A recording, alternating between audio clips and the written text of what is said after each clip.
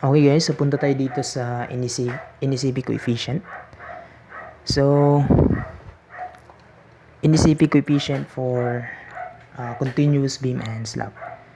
So, meron tayong simplified method of analysis for continuous beam and slab, no?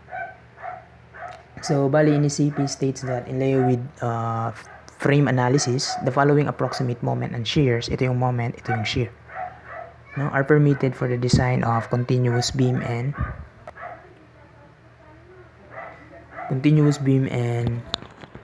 one-way slab. No? Pag sinabi natin one-way slab, yan yung slab reinforced to resist yung pleural stress in only one direction.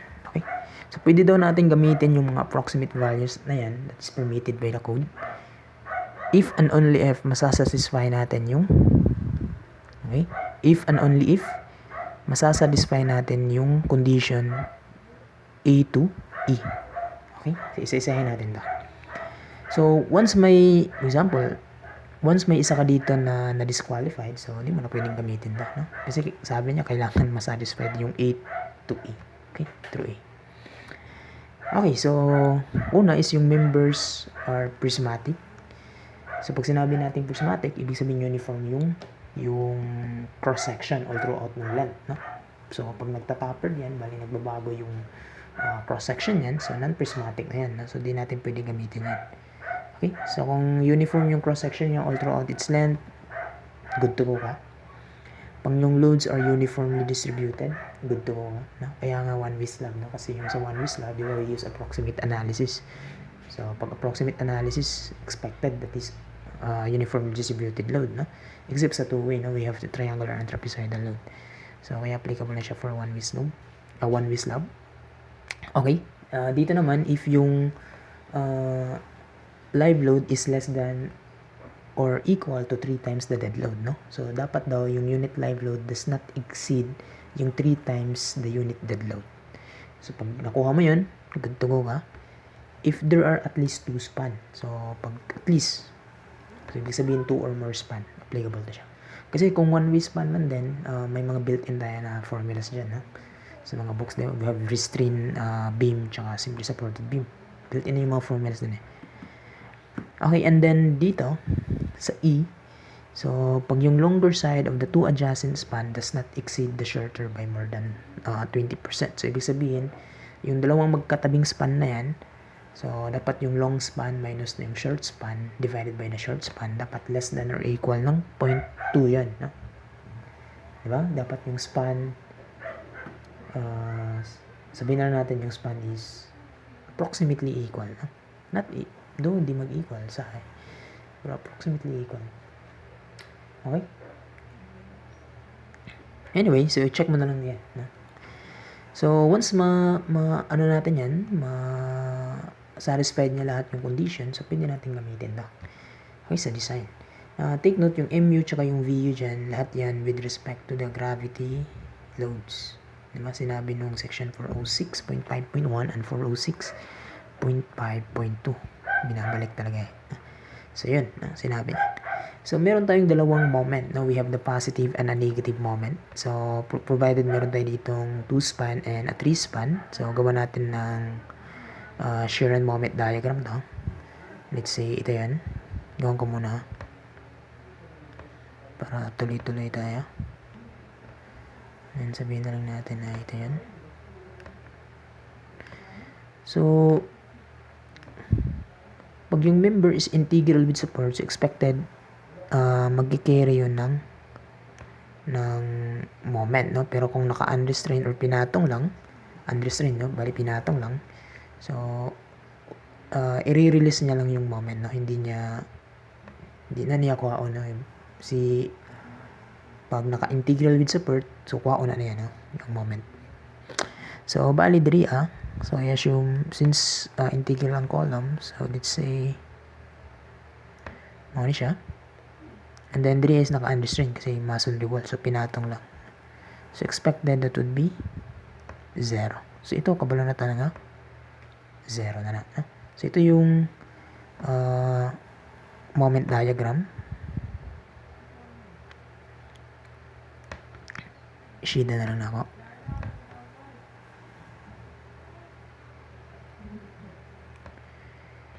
Okay, so diri apod. So since spandrel beam ang column nam, so ibig sabihin kaon na tanan moment na imong ihatag na.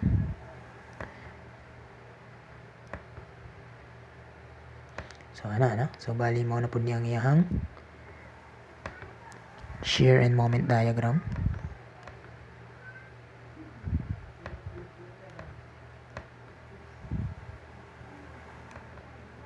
So ana. So let's say we have this positive negative moment, positive moment, and a positive moment. This is a negative moment, a negative moment, a negative moment, negative moment, negative moment, negative moment, positive moment, and a positive moment. So, ang atong negative moment, so na mga value diri ana. So, which is kana na mga value, kani diri is unrestrained man, so zero na automatic.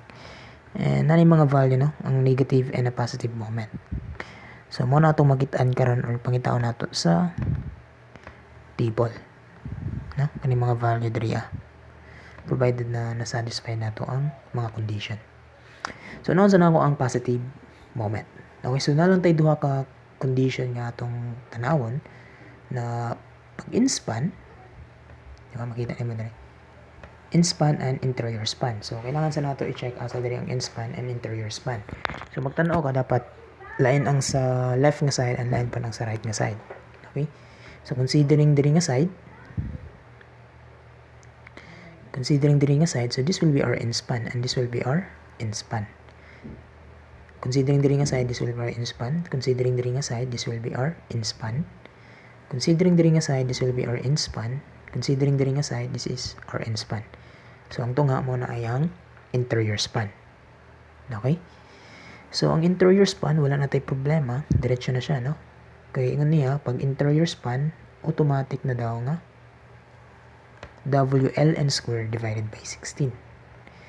So, pasabot, since na ring interior span, butang na lang nata. No? This will be WL2 squared divided by 16.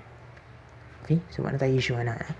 So, sa inspan na siya duha ka condition na po natang isatisfied. It could be integral with support or unrestrained. No? Pag mingon tag integral with support, wala siyang monolithic construction. Like beam and a column. No? So, integral, marang nakadikit din siya. No? Nakadikit siya sa support. No? So, example na ning mga integral with support are the columns and the columns and spandrel beam. Okay? Spandrel beam, bali. Yung spandrel beam, monolithic construction sa slab and beam. And kaning discontinuous and unrestrained mo itong mga masonry wall sa no? Atong gipatong lang. Kaya makita ni mo yung nga figure sa problem. So, muna siya. Okay, so, bali diri since column ni siya, so, integral with support. So, automatic that is WL1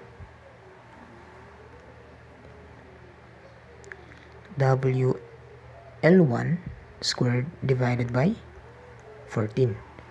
And then diri since gipatong lang siya, so unrestrained WL2 squared all over 11. Diba? So, muna ni siya, no? So, pag unrestrained and restrained, bali integral with support. So, at least klaro to.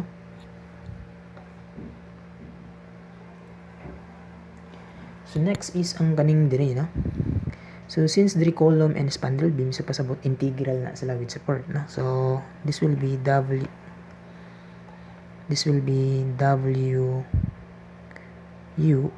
squared all over 14 and diri is WL3 squared divided by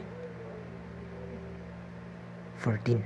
Okay, so klaro na nga to ang mga positive moment, no?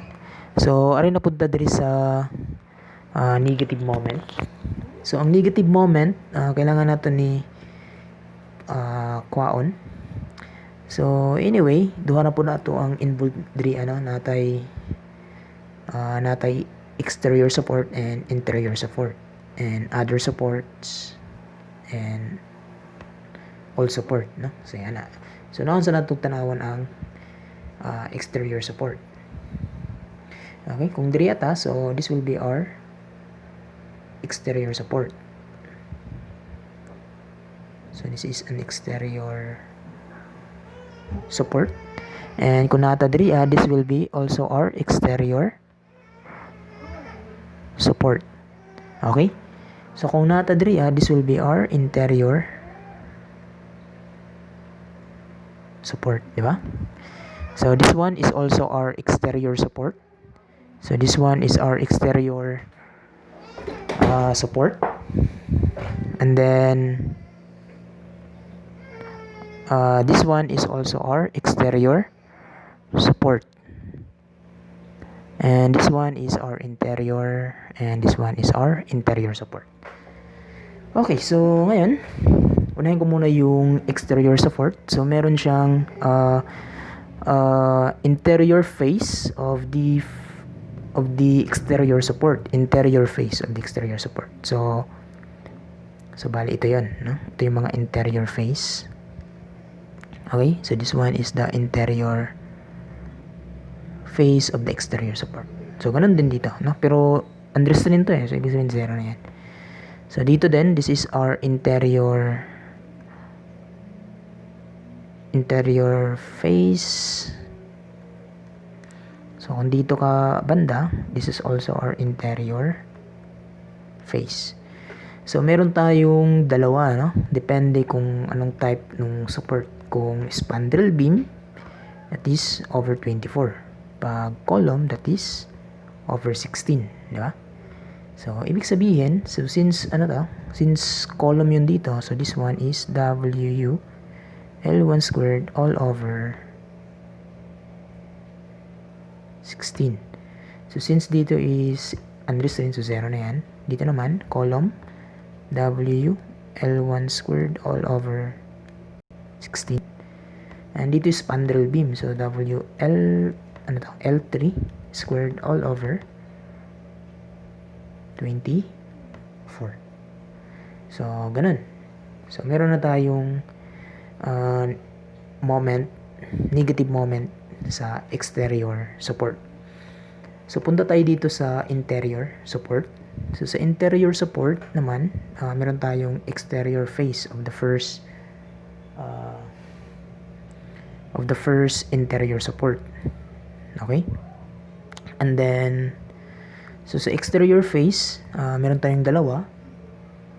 So it could be over 9 pag 2 span, and pag more than 2 span, so over 10, no?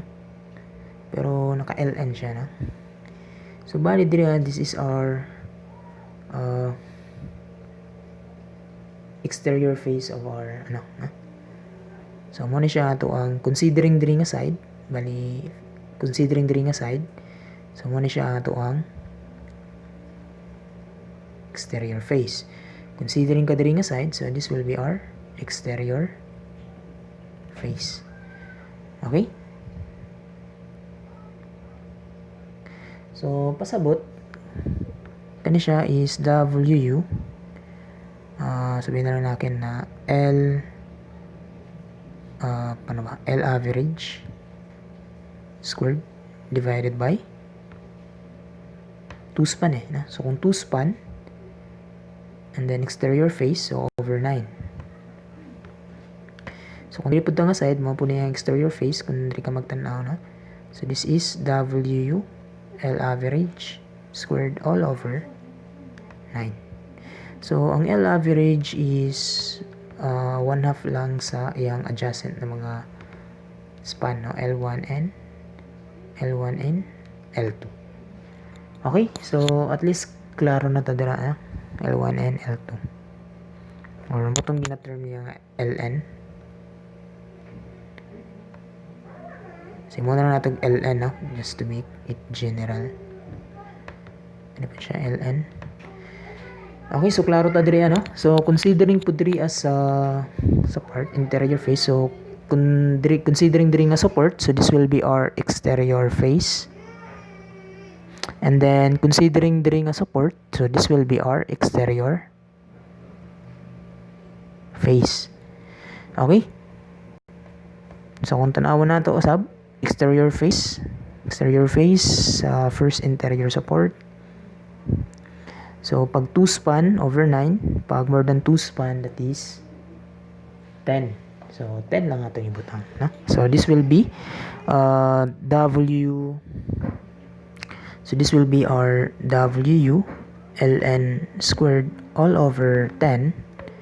And then the ring aside, this is exterior face, so W ln squared all over 10. So atong ln diri ang joint is L1 plus L2 divided by 2, and the ring point is L2 plus L3 divided by 2. Okay, so klaro na siya, no? So ari na pud ta diri sa face of other support. Okay? So sa face of other support, napud ta diri all support, no? Kung kaning diri man gud sa all support, bali i-neglect na nimo ning mga condition, no? Kanang dira once ma-satisfy nimo ning na mga condition, no? Mostly naman pag ang length is less than or equal daw sa 3 meters, so automatic W ln squared divided by 12 ang ato ang gamitan, no? Okay, so bisag na nimo ni check ng isa, no? Kanilang slab with span not exceeding 3 meter. So pag less than 3 meter, pwede na nimo gamiton ang W ln squared divided by 12. So neglect nimo ning kaning mga condition diri sa taas, no? So siya ang mag-govern. Pero kung di po ni siya mag-govern, for example, dili ang kani siya ang mag-govern, so ang ato i-consider kung kani siya is not applicable, so kani atong i-consider na mga values, no? So mo na to siya, no? So okay na taani. So kanina na ang kulang, no? Face of others support. So mga face, no? So ang katungwa pa nato nabut nga diri og moment, so mo na to ang iya. So kita man nato diri nga nabut nga na nato tanan. And ang wala na lang nato nabut nga is kanilang jud, no? Lain na lang akong color. So bali kani diri part is W ln squared divided by 11, and this one is W ln squared divided by 11. Okay? So I hope klaro diri ang moment, approximate moment sa mga span. I hope klaro na na. Tanggalan na ako ni.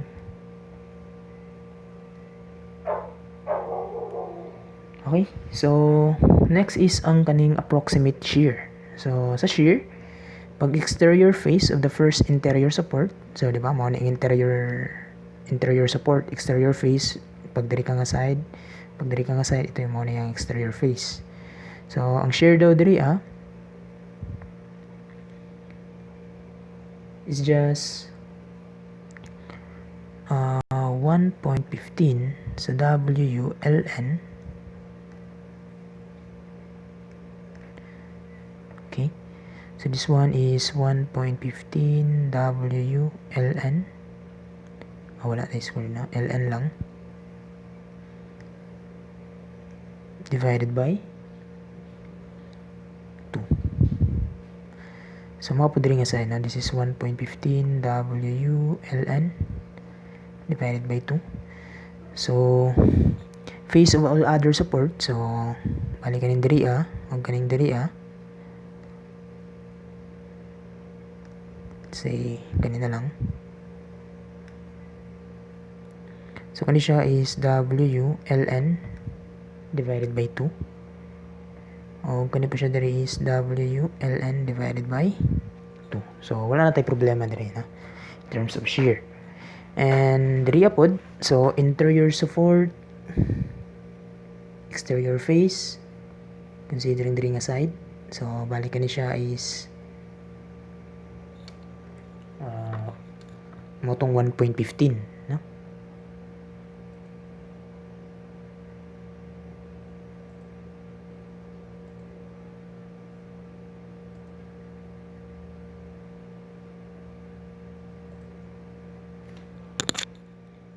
So diri is 1.15 W ln square ln divided by 2 So mo po diri no, this is also W 1.15 WLN divided by 2. Okay, so all other face of all other support. So kaning diri kaning diri o kaning diri. So kana siya tanan is WLN divided by 2. So yan na ang sa approximate shear. No? So yan na lang atong timanan sa NECP coefficient for continuous beam and moment. Okay?